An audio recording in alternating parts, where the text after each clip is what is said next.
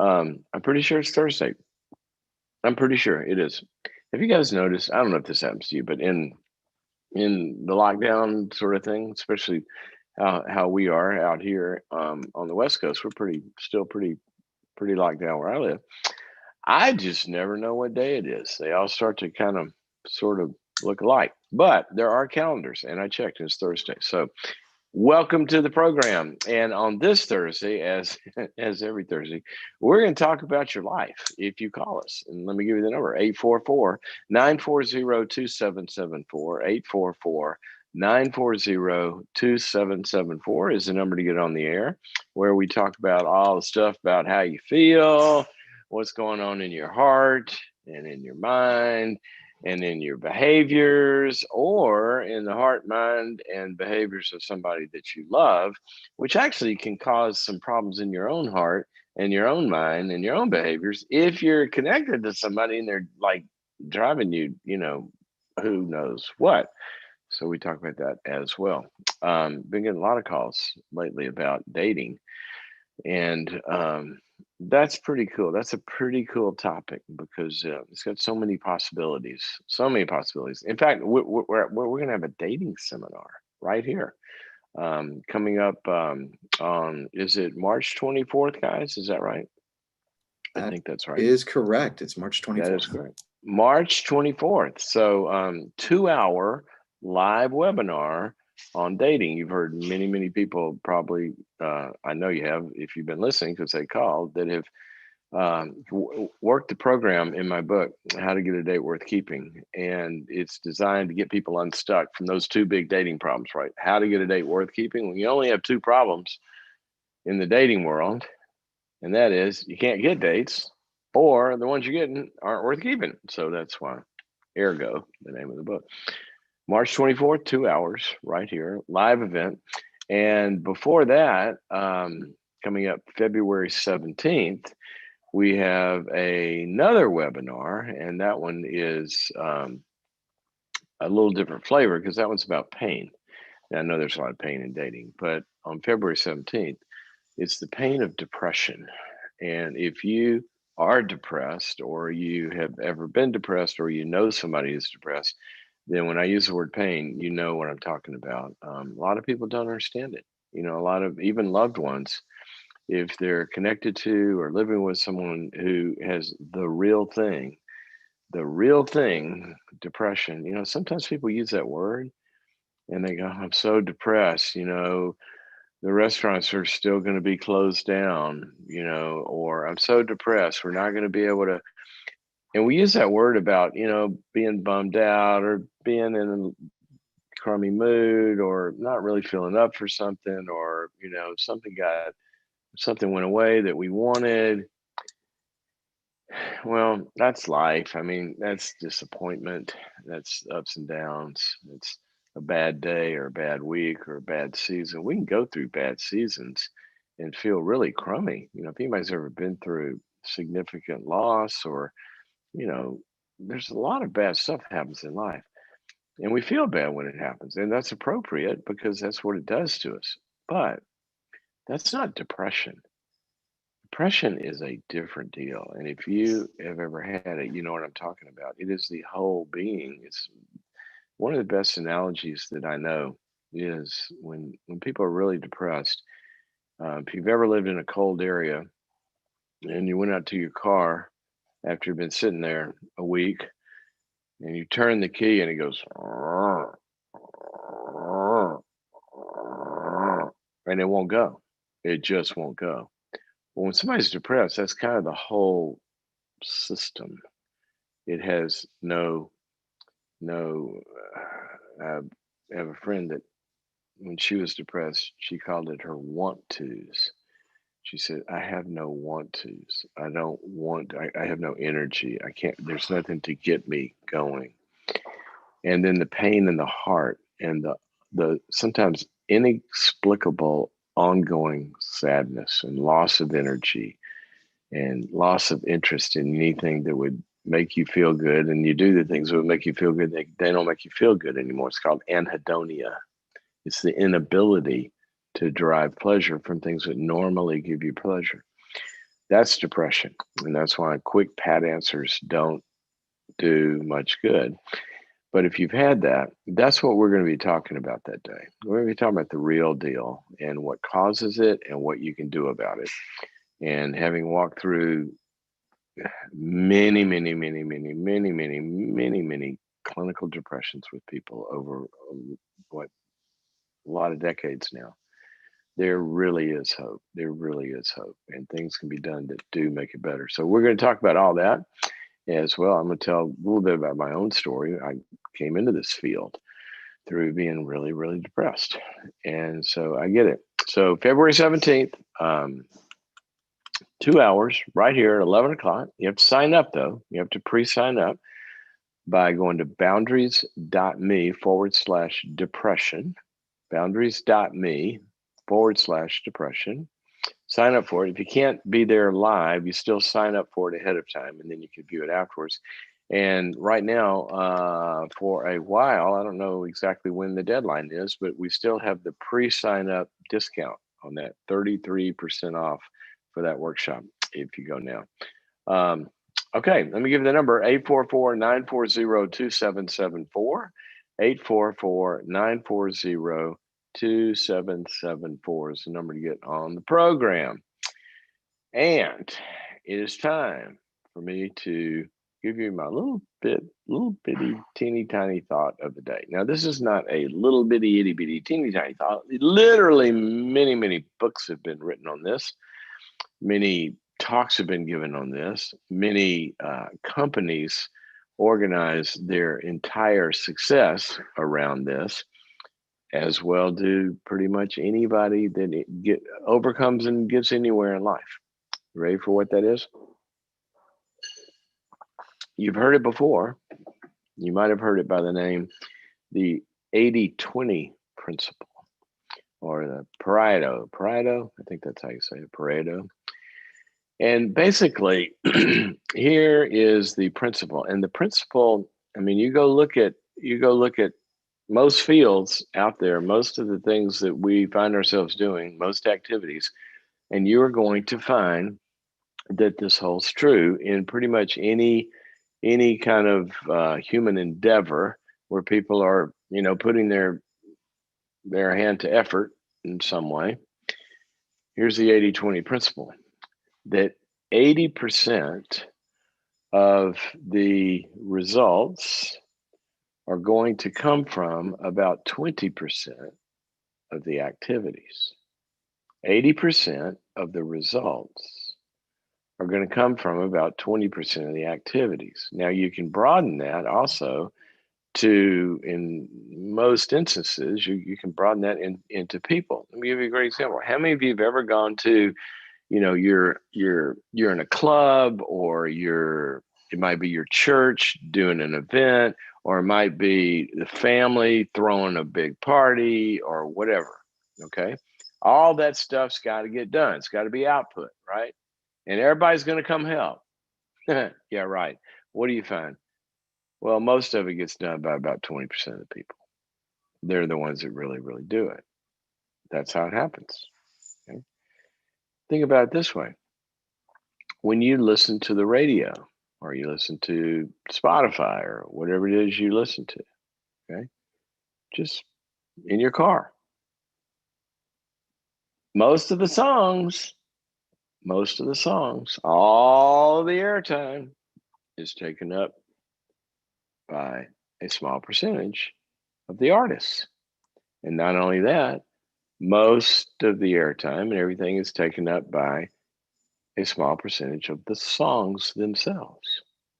Okay? Look in the world of art, look in the world of movies, look in the world of sports. So what does this have to do with you and me? Pretty much everything. Because you are trying to accomplish something in your life right now. It may be that you are trying to work on a relationship. It may be that you're trying to reach some career goal. It may be that you're in sales, for example, and you do a lot of different things. You make cold calls, you send out flyers, you go knock on doors, you go to network meetings, all of that. And what do you find? Or you maybe have a client list, right? That you sell things to, or customer base. What do you find? 80/20, 80/20. Meaning this, that all of your activities that you're devoting to some end goal are not equal. I'll say that again. All of the activities that you're devoting to some end goal are not equal in yielding results.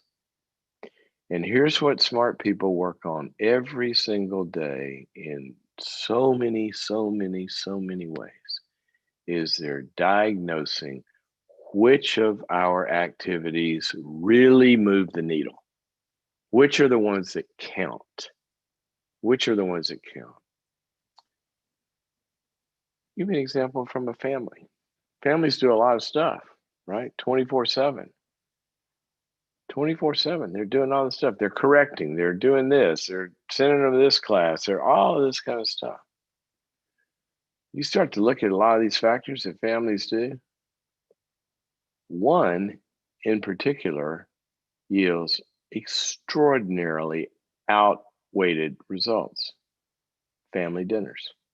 Look it up. Look it up. Look up what happens when families have regular family dinners together. Look at the academic performance of the kids, the rate of drug use, the illicit acting out behavior, all of that stuff. See, that's not the only thing you have to do to be a parent, right? But it's one of the few activities that affects a lot of things.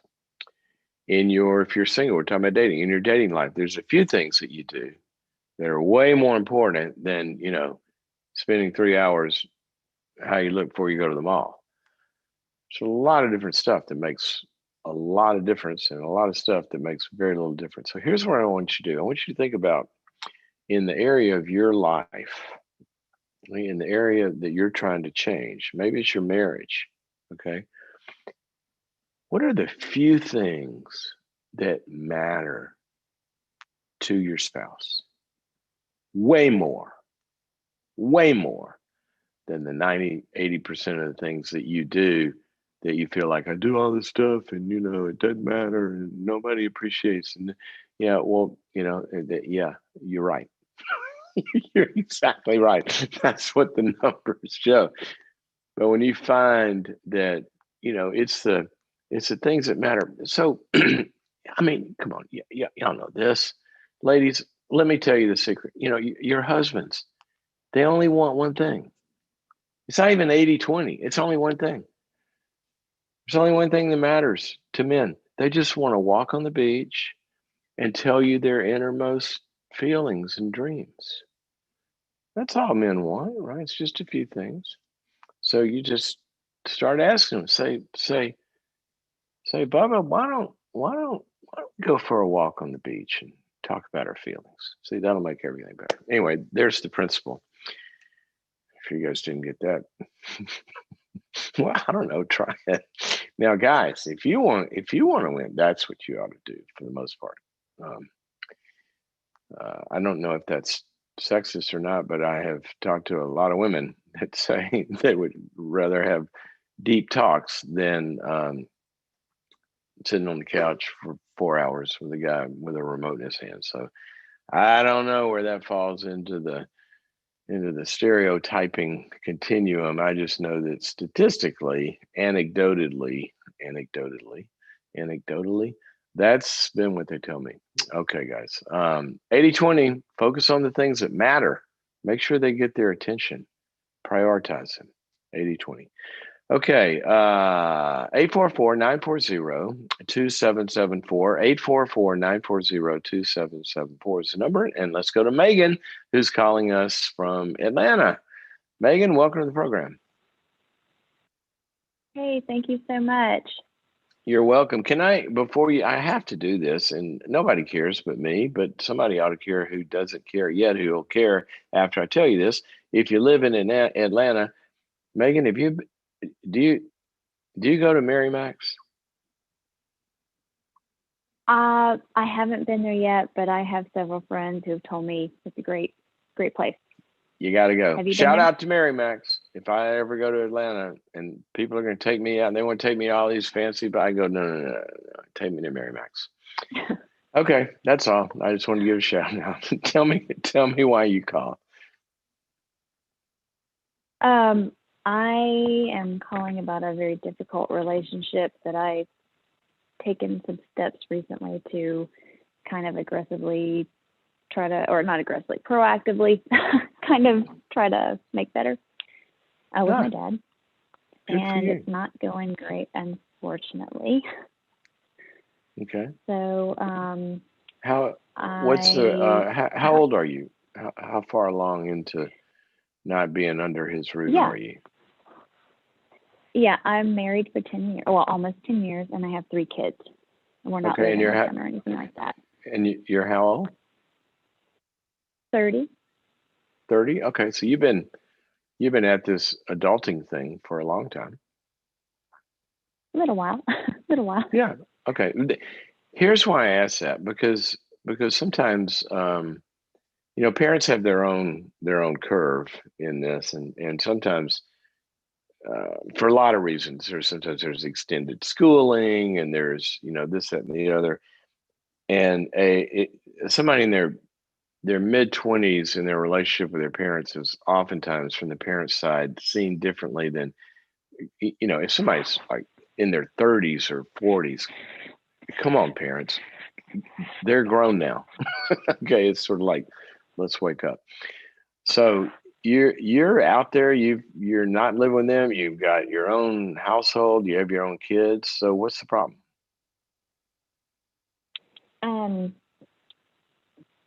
My dad does not respect boundaries of other people, and particularly me being his daughter and teeny tiny background growing up. I've just been listening to stuff all over the place, trying to get some perspective on my particular situation, and I came across the term golden child, and that's kind of, whether it was imposed on me or self-imposed, I kind of became like the source or the bearer of his emotional health or happiness. So now, was that mainly in emotionally taking care of him, or was that mainly through achievement? Because sometimes the golden child quote has different roles. Did you feel pressure to be a trophy, like you had to win everything and make the best grades and all of that, or was it more you're always there to kind of comfort him and daddy, it's okay and you're wonderful and all that? It was kind of a blend. I think more heavily, actually, no, a pretty good blend. My older brother was kind of the trophy because he just excelled at everything he did. I mean, he almost didn't have to try. He was just fantastic. And then I took on some of that, but I was the compliant one, Yeah. My older brother wouldn't necessarily do something just because my dad wanted him to do it. He just excelled in general. Okay. And then in our house, if dad was happy, everybody else was happy. If dad wasn't happy, so there was an a lot of yours was trying to make him happy. Exactly. Whatever that took, I would make peace, or I would, do something that I knew would make him happy, either from approving of me or just something he liked, What would be, just give me one example. Give me one example of how to make dad happy. Dad loved me to rub his head and shoulders or scratch his back, and I would just go, he would be working on the computer, and I would just go stand behind him for like 15, 30 minutes and just rub his head and back. Okay. I mean, something like that. Or, I knew he liked iced tea. I would just do things just take care of him. Okay. Liked. All right. Yeah. So now I'm married. Now you're married. The problem right now the problem since I got married is if I or my family makes a decision or does something he doesn't agree with, he'll just kind of nag us or poke us or call us idiots or bring it up all the time. And right What now would with be an COVID, example? What would be an example? oh, my husband has a lot of allergies, and so, it would just come up in conversation that we're avoiding dairy to see if that helps. And, my dad would, grow a pair. He can, that's not the problem. And that kind of thing. I mean, it could be as simple as a diet thing. Is it mainly directed at your husband? Or is it whenever the family makes a decision he doesn't like, we don't want to go to that school, or we want to live in that neighborhood, or blah, blah, blah? It can be either. I think I've just learned to be very careful not to disclose anything like that I don't have to. So I avoid it more often. And my husband does not avoid Megan, conflict. this is He enjoys terrible. it. This is terrible. You're kind of walking on life. Do y'all live in the same town? We do. And before COVID, we saw them like 2 or 3 times a week. They were very, we saw each other a lot. Okay.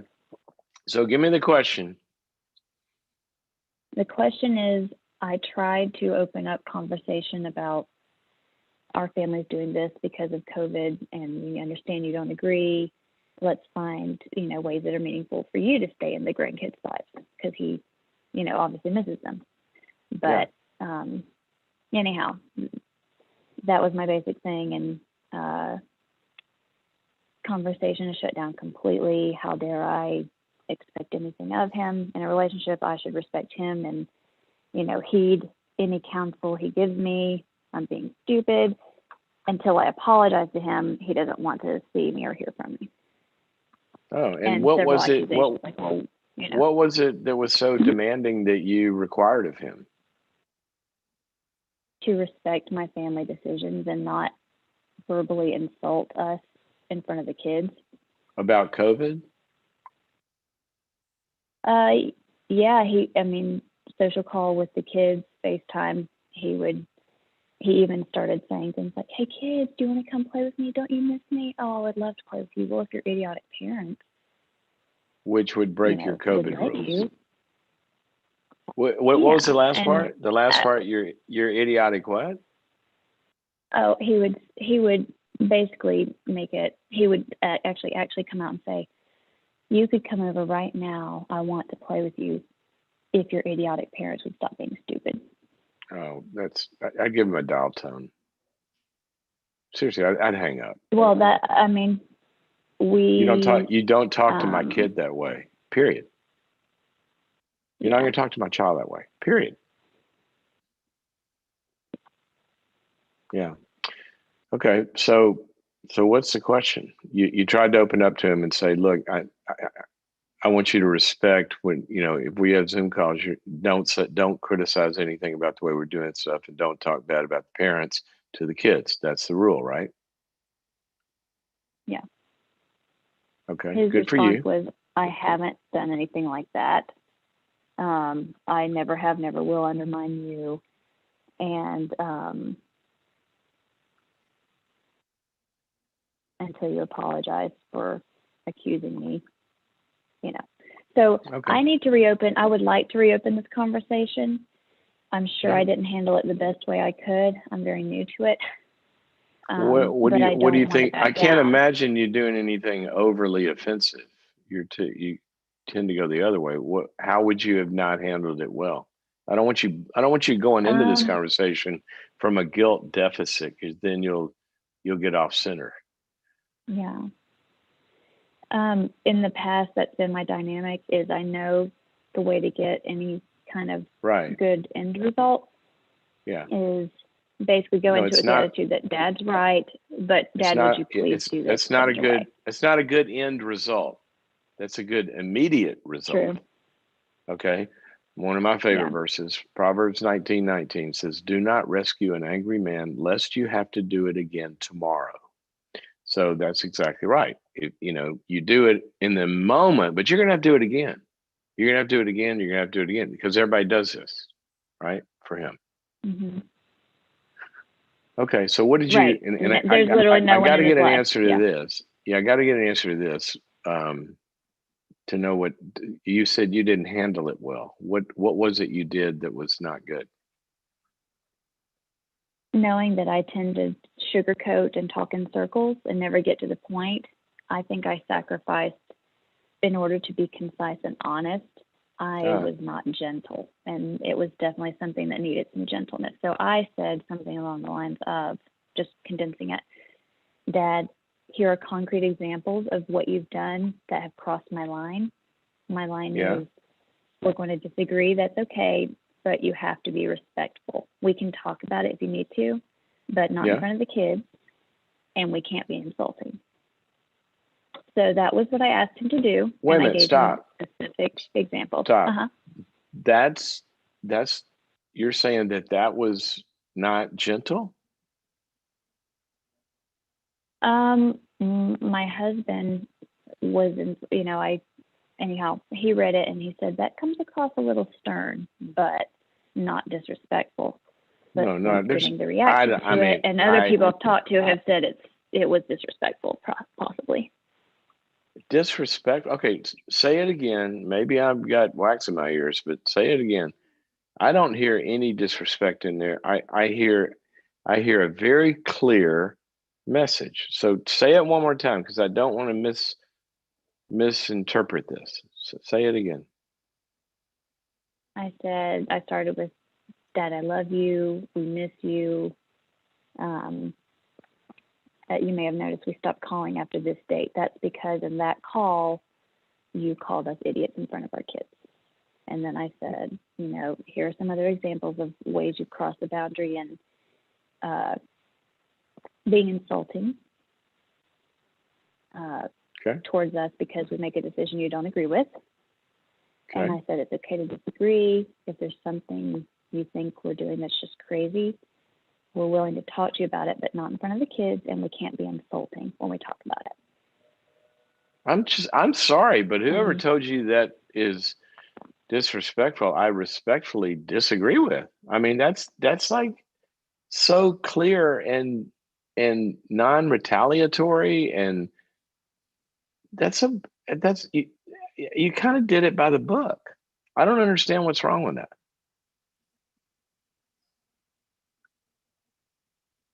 I prayed and fasted. I tried, Mm, I tried. It's God, but I was seeking Him to really. I feel like my heart was in the right place and is. I was not I trying know, to. I know. Anyhow, the point I being, believe you. it didn't work very well. And at this point, Well, and I have not talked to my mom or my brother it who live with them it at didn't. all, It other than hold on a saying second. Hold on there's a a second. I'm gonna conflict. hang on, Megan. I'm gonna correct your language here a little bit. Sorry. When you say it didn't work very well, no, it worked very well. Okay, because the intent of what you're trying to do was give him a chance to understand how he's hurting some people and hurting a family. Okay, and that's your goal and that's your intent. That's all you can do is deliver to someone that you love a message that potentially can make love work. Okay, and you did that very well. Now, he didn't respond in the way that all of us would like for him to respond. He responded in a different way. But I've got to come back at you a little bit here in kind of blaming yourself and the message for. I don't want you to do that.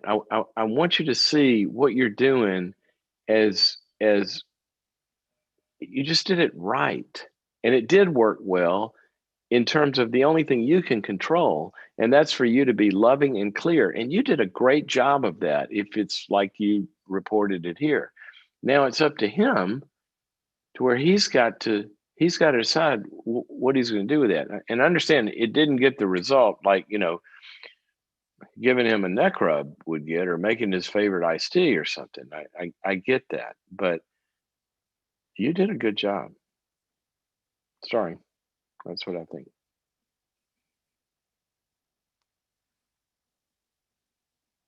I appreciate that because I just want to know if there's something I need to apologize for. I want to. I just want to be careful to apologize for No, the part that was wrong, not the message. I do not hear anything in because I there that's don't wrong. think the message Now, was wrong. now here's what you can do, and there's a difference in this. There's a difference in being sad and being apologetic or being remorseful.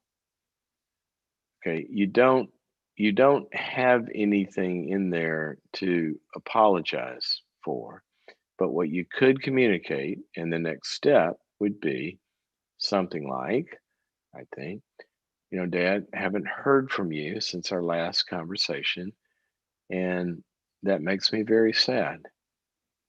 I was I was hoping that we could continue with Zoom visits, and we miss you and would love to interact with you. And I was hoping, and I still do hope, that you can just appreciate and respect, even though you might disagree, the reasons that I gave you for the kind of ground rules that we would like to have, or the requirements that we would like to. It's very simple. Just if you disagree with us, do it away from the kids and don't say anything insulting. That's what I want. It saddens me if that's not okay with you and you don't want to talk to us, but I miss you, and I hope that you can reconsider and we get back together. You can do that. You can say you're sad. That's what I would do. But I wouldn't apologize. How can you apologize for something you're going to stand for in the future, right? Yeah. Should I respond? He has responded by asking me a lot of like, well, where do you get off? Asking for me to justify. And Give me say it for me. uh, I, I want to hear it, so and I'll give you a stab at how you mhm. respond to it. So I'll be my dad, and he says, where do you get in the Bible that respect is like a foundational part of a relationship? I see love bears all and love your neighbor, but I don't see anything about respect. And in fact, what I see about respect is children respect your parents. And he said something about, I don't see any verse releasing children from their duty to obey counsel from the parents. Well, He was yeah. asking me Well, to okay, Dad, you're right. The Bible does say children obey your parents. Okay, and that word there for children means somebody like that word. I think specifically in that passage, I think it's in the 4 to 7 year old range. I think, but it's not adult. And Dad, if you want the passage, there are many of them. You can go to Galatians 4, that when we were children, we were under guardians and managers. You could manage what I could do until the date set forth that you're an adult. Okay. And now, so in, I mean, throughout the Gospels and Jesus, there's a million of them that say to you, but is it wise to go there with him? No, no. But I'm just saying, I'm trying to help you understand Mm-hmm. that, what I would say is, well, actually, there are a lot, Dad, but I don't want to talk about those right now. I don't want to justify to you that I don't like to be insulted, and we don't like to be insulted in front of our kids. And we think that's important. And I want you to respect that. Okay. I'm not going to justify it. If you want a verse, Dad, treat others like you would want to be treated.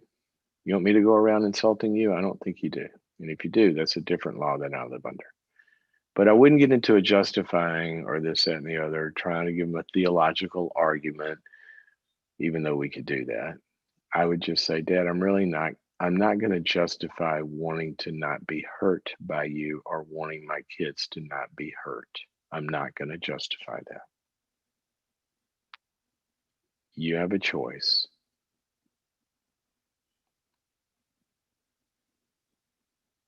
Really sad.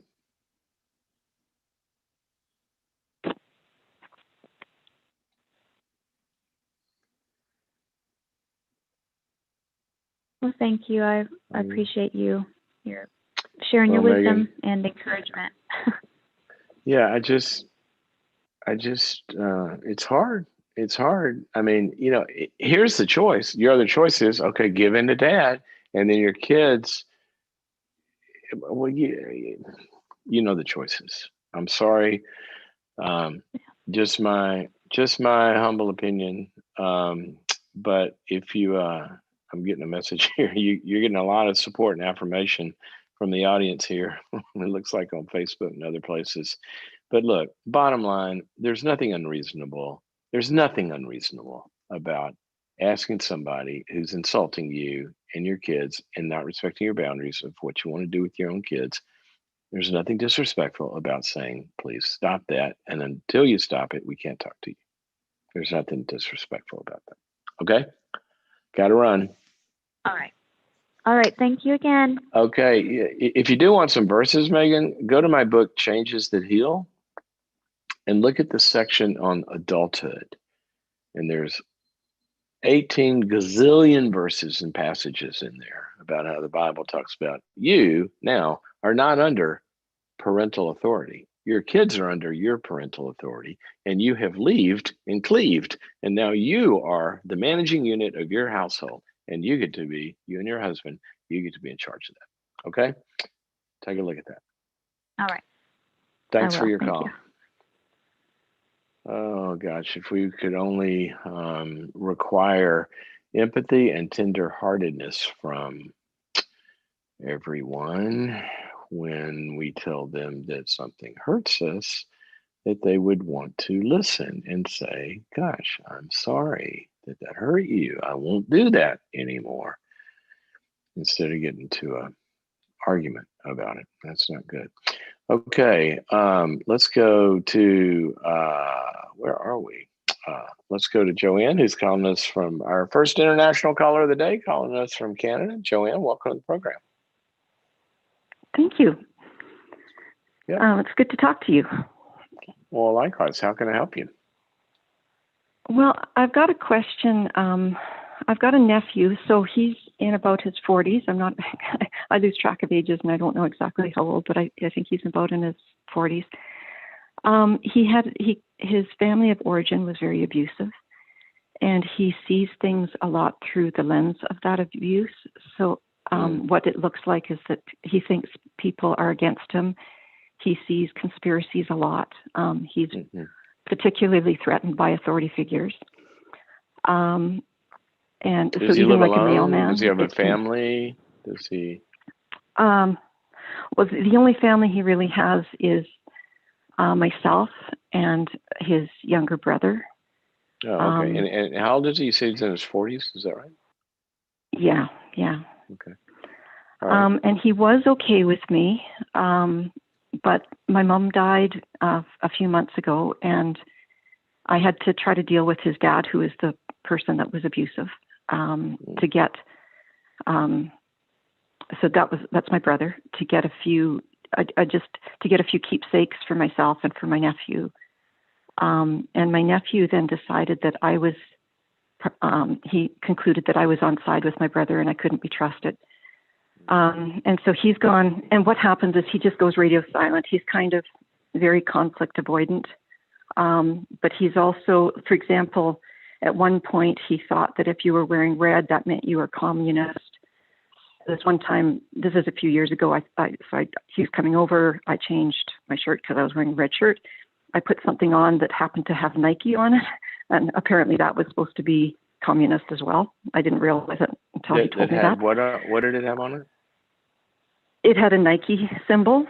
Oh, a Nike symbol. So he just he is just so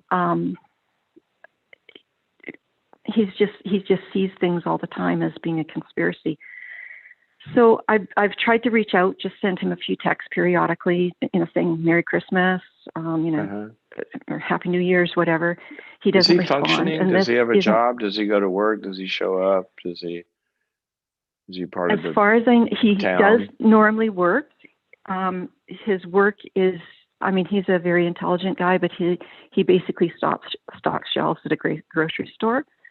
And that's kind of, he's been offered supervisory, but he's declined it. I think he realizes that that's over what he can handle. Okay. But he does show up. He's functioning. Reliable. He's paying the bills. He's showing up. His bosses are Yeah. happy with him, Yeah. all that. Okay. Does he have any friends? Yeah. Okay. All right. So what's the Not question? typically. So Oh, I'm not just typically so if doesn't he have comes friends. around. Sorry. Yeah. He does not have friends. Not usually people long standing. He doesn't. He's often seeing things. He often gets paranoid about people. Okay. So I'm just, what my question is assuming he comes around again, which I hope he does, how do I connect with him? How do I not, like, what can I do to not trigger this? Or to, Well, how can I just find it really hard to, he was okay with me, and his younger brother told me that that I was the best one, he was the best with me. Yeah. But now that's turned off. I just don't know how to reach him, I guess. If he does come back, I can't chase him down, but I don't know how to reach him. Yeah, you can't. Here's the thing. You really don't know. You don't know exactly what's going to trigger him, because a lot of times if people have that kind of, personality organization, or some of it may be from abuse, there's things that trigger people a lot of times that we just to try to draw the linear lines to how did that set him up, literally is impossible for neurological reasons, because memory networks that do triggers they're not. It's not like, I was abused by a purple cat, and so now when I see purple cats or the color purple, I get triggered. It Memory networks are not lines, or like files. They're like cobwebs. Okay. And so it could be anything from a spoon that triggers the cat abuse, because one day somebody emptied out the cat bowl with a spoon. I mean, you just can't always predict it at this point. So what you can do is known things you can stay away from that trigger him. If it does not trigger him for the brother, you could remind the brother, say, if he does talk about me, or you talk about him, just tell him I miss him and I love him and would love to see him or do something together or something like that. I wouldn't make it anything heavy or threatening. Then I would just continue to reach out to him here and there and say, hey, I miss you. You're the one family member I talk to, and maybe do things that help differentiate you, from the group that he's avoiding. Anything that kind of differentiates you from them in his mind will keep it from going there. So if you don't talk to any of them, if that's the facts, say I don't, our family has so many issues. I never talk to them. You're the only one I ever talk to, and I miss you, and I miss family. And so make it about you and him. And you might also try to triangulate it with some third event, instead of, hey, come see me. Hey, why don't we go to after COVID, or however your lockdown is, why don't we go do this together, or whatever. So it's you and him and something out there. Sometimes that helps. Those are the main things. Just be kind and affirm that you are for him and not against him, and that you love and care, and you're a great aunt. Okay. I hope I'll try to do he that. gets, and also, circumstantial stuff can get that stuff going in him as well. It's like, sometimes what's going on in life, right now we're in a pandemic, that can get people. There are other things that can be happening in their life, and sometimes it's like the snow globe. Sometimes there's a lot of snow in the water, and sometimes it settles down, and you can't control all that either. So that's mainly how I would look at it. If it ever got just my serious, you could, yeah. And if you ever started to, what you want to watch for, you said he's kind of long-standing, been this way, but he's stable. So he's got a job, he's working well, all that kind of stuff. But if you ever started to see any kind of regression into what looked like real delusional or, psychotic kinds of stuff, that's when, you take more active steps to get him some help. And Okay. what would that look like? Because he won't listen to going for help. Like, I would probably go he doesn't to trust anyone. Yeah, I would go to a psychiatrist myself, meaning you, Okay. and sit down and describe the Okay. whole thing and help them get a picture of, is this just a personality, disorder issue, or has it gone into some kind of, it looks like a psychotic break, and then they would know kind of all the, especially with the laws there, what they're able to do and what they're not able to do, and he could advise you, or she could advise you. Yeah. Okay. Okay. Yeah, I think the All laws right. here say that that person has to be a threat to themselves or someone else. So Yeah, or sometimes gravely disabled is on the list, if they're yeah. Okay. kind of unable. Okay. Thanks for your call. And I'm sure a lot of people can, in some way, relate to that as well. But hope he makes his way back to you. Sounds like you're a good connection for him. Okay, let's go. Where are we? Let's go to Katie, who's got a question about her sister. Katie, welcome to the program. Hi, Dr. Cloud. Thank you so much for taking my call. I really appreciate it. You're very welcome. How can I help? My question for you is, how do I deal with something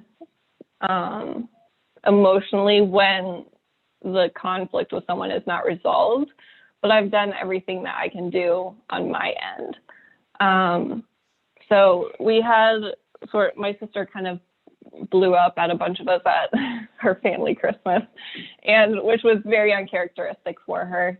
But some of it was directed towards me, even though it, was also directed towards other people in my family. And she sent a group text later, just very angry, and I didn't respond to it because I just know that's not the best way to deal with conflict. So I decided to give it a few days, and then she starts removing all of my siblings and I from a Facebook Messenger chat that we have. And so I just text her and I'm like, hey, what's up? And she's just like acting super nonchalant, very passive aggressive.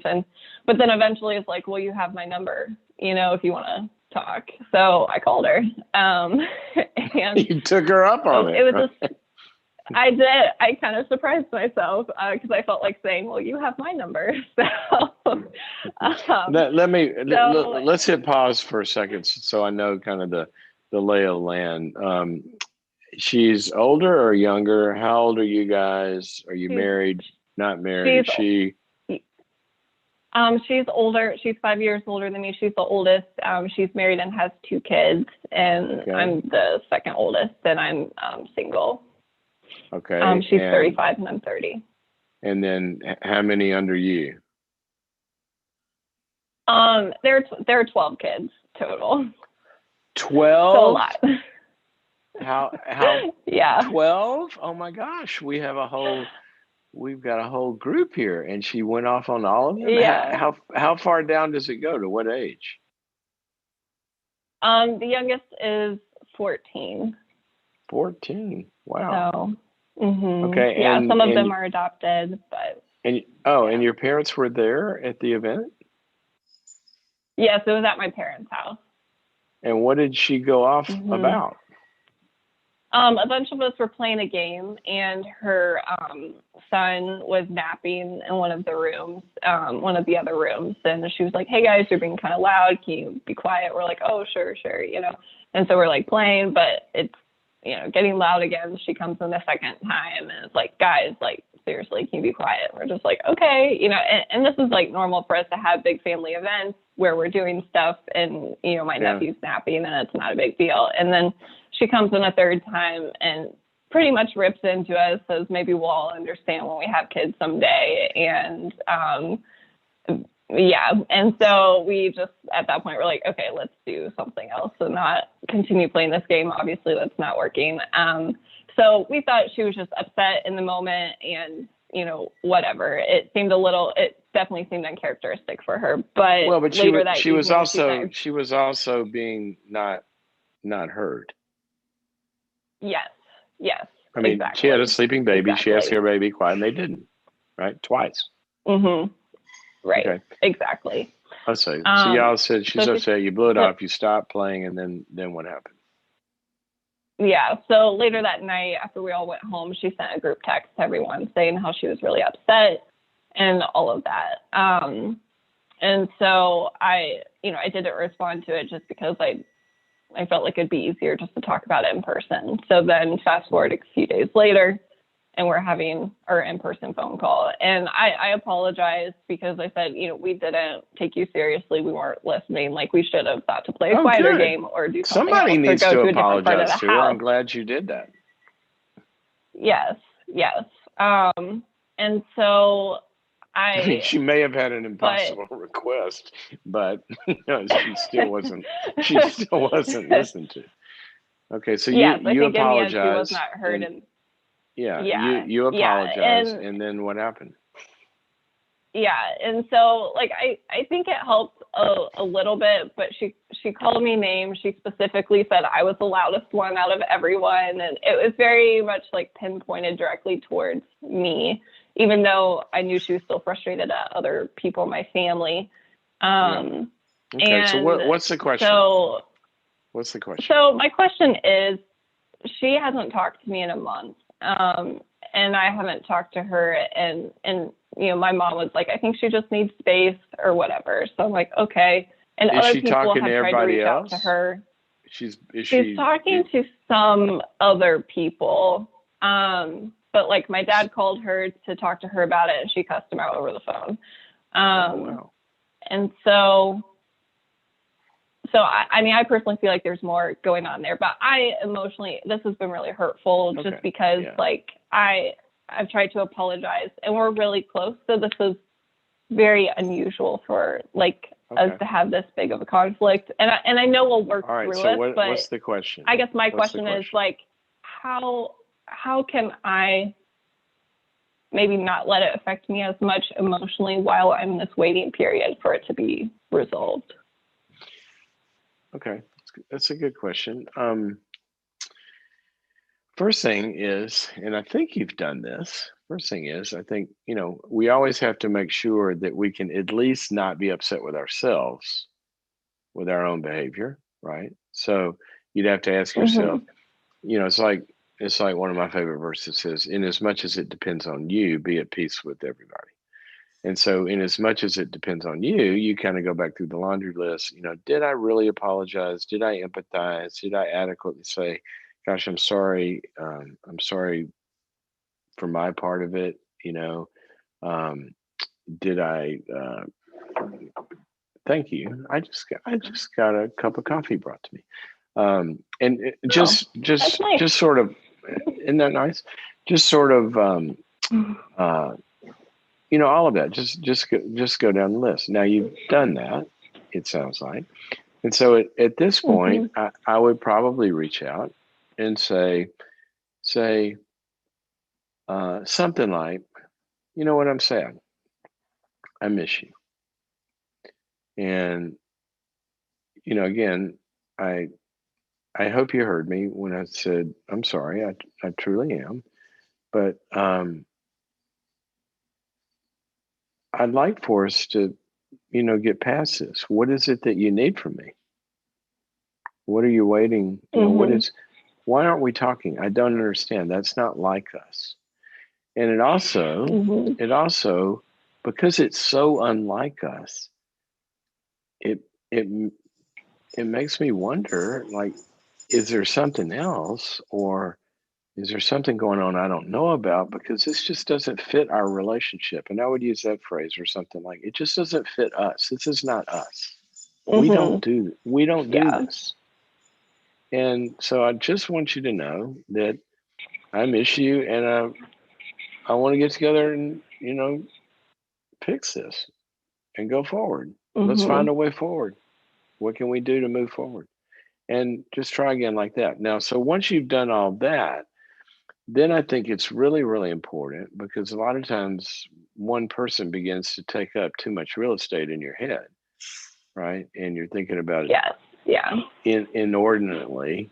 And so I think it's really, Mhm. really, it's important for you to connect with, with, people that you feel nourished by and you feel are reasonable, and see it as, as you do, like you've done everything you can, and support that.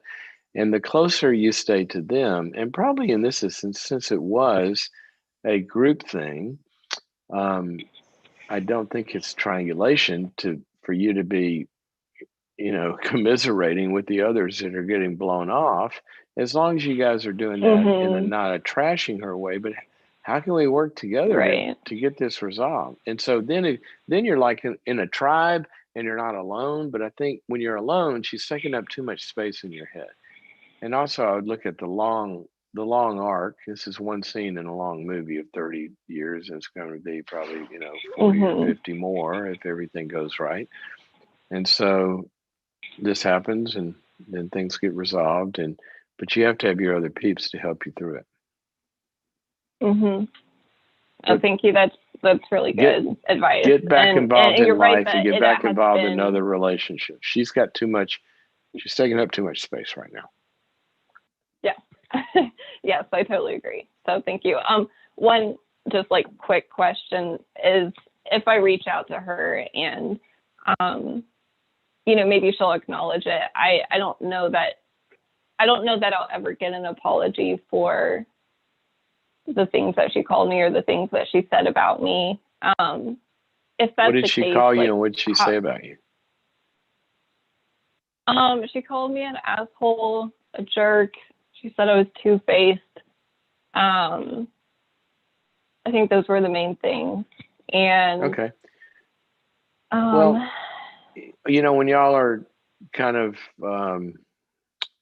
when you've gotten past the first step and you're actually talking, and all that, mhm, it would, and you'll be the one that has to judge this. Is this something that's really over or not? One of my favorite verses is in Proverbs. It says, "It is the glory to a person to overlook an offense."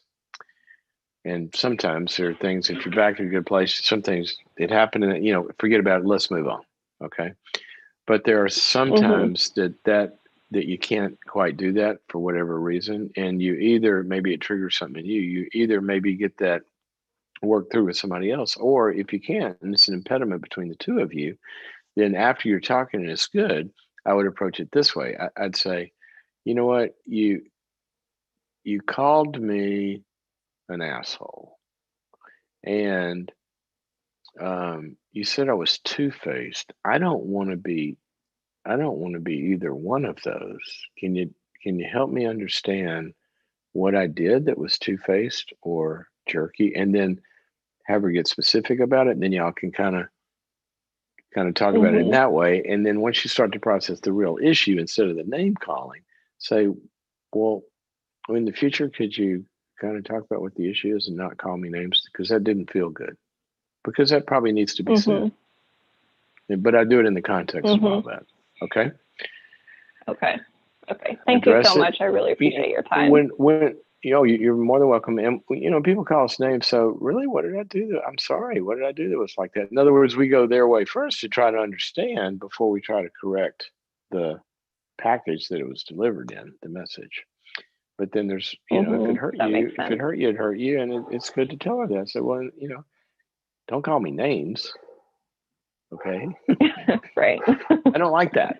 Don't call me names. Tell me No. what the issue is, but No. don't call me names. And I'm not two faced because I'm telling it to your face, Right. sister. You're right.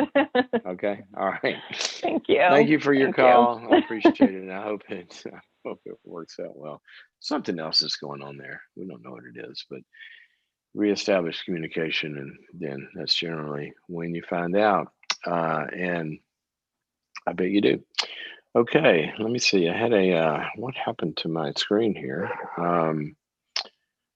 Uh, okay, where are we with my screen, guys. I'm in like I've told you this before. In COVID, I'm in this one person booth here. My and my screen is going up and down. I don't know why it's going up and down. I can't see any names here. Where are we? Where are we? There was okay, that went away. Okay. Help. Okay, Janie or Jane? Is it Jane? Jane's calling us from New York. Jane, welcome to the program. Sorry, I was lost here for a minute, guys. My screen's going crazy. Jane, welcome to the program.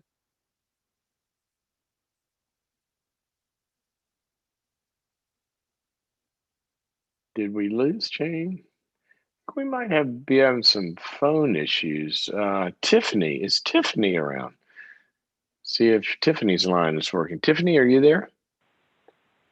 Hi, this is Tiffany. Tiffany, you saved me from never lost isolation, all by myself, detachment. I'm going into a regressive psychosis. Help me. Well, thank you so much, Dr. Cloud. I really, really appreciate your time. I just wanted to pop on and ask a question in relation to my mother. It's very it's very complex, and it has been for years. I'm the eldest of 4 children, and I pretty much always played the mom role. My mom has always been pretty much unstable. She had me when she was 19. Long story short, she's gone through lots. She what at 19? She had me at the age of 19. Oh, okay. And then she had 3 more kids after you. She had 3 more kids after me, all with different fathers. Not exactly an intact family. Right. And I moved about 13 times before I graduated from high school, and lived in 6 different states before then as well. So if that paints a picture for you a little bit. Long story short, recently my mother... Tiffany. Congratulations on being able to put a sentence together. Oh, well, thank you. Seriously, I mean, it sounds like you've had a pretty resilient life. Like you've gone through a lot, you bounced back, you're with it enough to make a phone call here. I mean, that's really good. What do you do? Yeah. What do you do? What do you do now? I'm actually a fraud detection training professional. And I'm actually in the middle of writing a book and going to school to get my counseling degree in professional counseling. Good for you. Become a counselor, an author, a speaker. Yeah. Good for you. I want to take I want to take the ashes of life and exchange it for a beautiful headdress. That's great. You know long what? Story I'm short, gonna give you one of my favorite Bible verses. It's in 2 Corinthians 1. It says, it talks about going through suffering, in which you've been through a lot. And it says, we comfort others with the comfort with which we have been comforted by God. So, we go through things, and then Amen. God steps in and he helps us, and that's all usable to other people. And so we pass it on. You're paying it forward, right? That's where the original pay it Amen. forward. And that's what you're doing. So God bless you for that. Amen. All right. So, well, thank you what's so the question? much. Yeah. So recently my mother was homeless. Long story short, my brother, he's a heroin addict. He was in a coma last year, medically induced coma. My mom lost her mind, let go of her house. She was homeless last year during COVID and everything. She was homeless and bouncing around from hotel to hotel. She finally got a place recently. It's a little mobile home. But she is a very lonely individual. She has suicidal ideation pretty regularly. Does she live in your town? She's lonely. Does she live in your town? Kind of in my town. She's about 30, 40 minutes from me. So it's a little bit of a drive, but she is in the same metropolitan area, if you will. Okay. And she doesn't have many friends. I think she has one friend here in the Valley. We don't have a lot of family here. It's just myself, my sister, and my brother. My brother's very unstable, as I shared. So the hard part for me is my mom will reach out to me and say, hey, Tiffany, can you come over? I'm lonely. I haven't seen anybody or talked to anyone in days. And if I'm working a full-time job, working, 60 plus hours a week. And I sing at my church, and, I'm a very busy individual, and I love her. We have had definitely our rocky points. I even at the age of 19 had to go to court against her. Like it's been a roller coaster, to say the least. But I have forgiven her over and over and over and over and over. And yet I want to have healthy boundaries. So my question is for you, Dr. Cloud, is, she will often reach out to me and say, can you come over? Can you call me? I'm lonely. She has health ailments. She's had 3 heart attacks. She has I get it. Mental health issues. There's a lot. There's a lot. I guess my question. What's the question? Yes, the question is, when she reaches out to me, Dr. Cloud, and she says, can you call me? Can you come over? I'm lonely, or I don't want to live anymore. I'm lonely. This sucks. Life sucks. My response is always like, Mom, I'm sorry. Like, I love you. I can't always be there. I work full time. Mm-hmm. So Dr. Cloud, in what ways, as far as boundaries go, what are some words of wisdom you would give me as far as boundaries and how to establish those healthy boundaries with her? Because that's something I've always struggled with, is healthy boundaries with her. But it sounds like you just kind of did it pretty well. I mean, you told her, sorry, I can't come now. Right. I mean, yeah. So what am I missing? I'm going to say more. I'm going to say more, but there's nothing. I mean, you did pretty good. You did pretty well on that. That phone call. Is that what you typically do? I try. Okay. If I'm being honest. Let me ask you a question. There's times I kind of succumb, and is she compliant with any kind of help from the outside? As far as mental health resources or other. There's 1,000 things that apply to her. I mean, she qualifies for homeless shelters, for, community rehab, for outreach programs. Mm-hmm. Like I can name 15 things that she would qualify for if she would go and take part and be compliant. Will she? Yeah, that's a good question. So I would say no at this point. I have encouraged her to go get physical, to go to the doctor. She's terrified to go get, so she's non-compliant. She's non-compliant to external help, is what you're telling me, right? Okay. Absolutely correct. So what I was going to say was, you handle the phone call well. What you've got to do is you got to sit back without her. I wouldn't consult her on this. You got to sit back and look at your life and and you're married and have kids? No, actually, I'm single with no children. Okay. All right. So you've got your life, you've got your activities, you have your friends, you have your community, you got your career, you got all this stuff, and you have a mother, right? So she's one of the things. One of the things, taking care of her is one of the things you have on a list of people and places and stakeholders and aspects of your life that you're responsible to. All right. So absolutely. Let's start with the whole pie. Okay. Then from the whole pie, what you say is sort of like one of my other favorite verses, 2 Corinthians 9:7. It says that we purpose in our heart how we're going to give. In other words, we decide, and we got to be structured about it and intentional how we're going to give, because there are a lot of different things that we have to give to, right? That require time and money, attention, this and that. So you've got to speak all these purposes in your life. So you got to figure out how much time and energy, or even finances, or whatever it is I'm going to do. How am I going to purposefully give to Mom? Okay, is that I go visit her once a / whatever period? Is it I call her once a week? Is it that what is it? Okay. And the other thing I would do is I would check out, and you probably have done this, but have the list of, look, here's available agencies that said they would help you. If you would go, I'd be glad to drive you. Here's the options. And so then you sit down with her and say, Mom, I've got so much going on that sometimes in the moment when you call, it gets hard for me to do anything, but I do want to see you. So why don't we set up a regular time at whatever interval you want to, and you structure it. And then when those calls come, you say, Mom, this is one of those times I told you about, we can't call. I'll see you on Tuesday or whenever that is. So I would step back, I'd give a big frame to it, and then that'll help you in the moment. Absolutely. Plus, Well, thank I you. would try to get Dr. some outside help. You're not a social Yeah.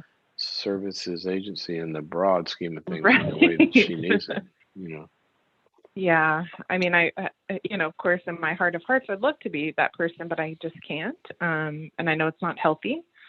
So, it's not healthy, but not only that, nobody is. I mean, if she checked into a homeless mission, there's more than one person there, and they work shifts. It's nobody's full-time job to take care of Mom or anybody, right? Absolutely. Yeah. And so that's where caretaker fatigue comes from, that oftentimes if people get pulled in, they feel like they're all there is available, and it's 24/7 full-time. And nobody does that. God rested on the seventh day. I mean, nobody goes around. Right. Even God. Even God continuously, sort of. Okay, thanks for your call. And well, thank you, Dr. Cloud. God bless you. Congratulations, you two, on being a resilient survivor. And you are an inspiration out there to other people who've had chaotic upbringings, that it can be done. And so I would love to hear your story, but I bet it is a very, very good one. So thanks for your call and good luck to you. All righty. That's all of our time for today, guys. I can't believe that it's gone once again. Once again, we did it. We got together, we hung out, we told our stories, and hopefully we learned a little bit about our own situations. That's one of the things I love about call-in formats like this. I started doing call-in radio. I'll have to tell y'all the story one day. I don't have time today, but the first the first call-in radio show that I ever did, and I'll set it up here, and then I'll tell y'all on another program. John Townsend and I got invited, and this is way, way, way back. I was in my 20s. We got invited to host a 4-hour live call-in show, and it was on a Christian radio station. And so we said, oh, okay, this will be fun. We'll go do it. And driving there, we decided about halfway, why are we doing this? Because at that time, this is a long time ago, Christian radio was really, really, really boring. I mean, you had all these preachers that were like 500 years old, and it's just all and we're going, why are we don't even listen. This is not the radio we listen to, and if we do a good job, they're going to have us back and we'll have to do this again. Why are we doing this? So we decided we were going to go give the Saturday Night Live version of Christian radio. And we did that, and I'll tell you the story another time. But basically, here's the teaser. About the third hour into it, the FCC and the station manager and the attorneys all showed up in suits and removed us from the studio, and we got thrown out. And we said, well, we didn't want to get asked back, so we're not going to get asked back. And we probably should have gotten thrown in jail for some things that I'll tell you about when I tell you the story. But here's what happened. The next Tuesday, they called us and they said, we want to offer you your own show. And so that's how I started doing call-in radio. That was it. And so what I've learned about it since then, and I did it for many, many years, co-hosted the New Life program with John and Steve Arterburn and some others. And here's what I learned. There's such a value to call in programs because it's not just for the caller. Certainly it is. We try to answer every call as much with as most as we can in that time period. But it's also for the rest of us, because in telling our story together, and this is going to be a model for you, maybe on a Wednesday night in your living room with some people or in the backyard now. But there is value to getting together in groups and telling our stories, because when you tell your story, people might not have the same situation, but they have the same feeling. They have the same dynamic. They know what it's like to be rejected, even if it's not by a sibling. They know what it's like to have somebody in their life, even though it might not be a mother, that's not responsible and is also impaired and is more than they can handle. See, we all can relate to each other's stories. And so I would encourage you that to continue to stay part of this tribe as we develop our herd immunity against dysfunction together. But also, I would encourage you, go on Facebook and join the forums or the groups, or the threads or Instagram or YouTube with the people here. But also find a real group where there's somewhere where you're with other people and you're sharing things, because that's how we get better. And one of the places you can do that is by going to boundaries.me. If you go to that website, www.boundaries.me, that's our platform that we've put up there.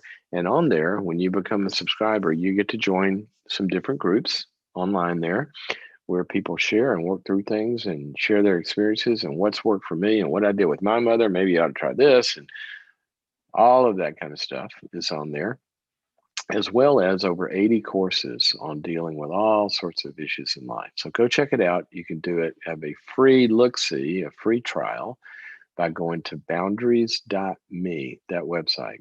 And while you're there, if you want to join us on February 17th for a 2-hour live webinar on depression, I'm going to be talking about the causes and cures for depression and what helps, what makes it better, and how we get out of it, and what doesn't work, and all that kind of stuff. That's what we'll be talking about February 17th. So go to boundaries.me/depression to sign up. Okay. All right, guys. It's been fun to be with you. Let me check the schedule tomorrow. Every now and then we have to tweak the time a little bit. We actually do have a little different schedule going on tomorrow, and I don't know the time yet, but we will post it. We'll post it. We'll post it. It'll probably be in the afternoon. I'll give you that much of a heads up. Okay, guys. Or it could be early morning, or it could be in the middle of the night. We don't know. We'll post it. Well, we'll be here. Okay. See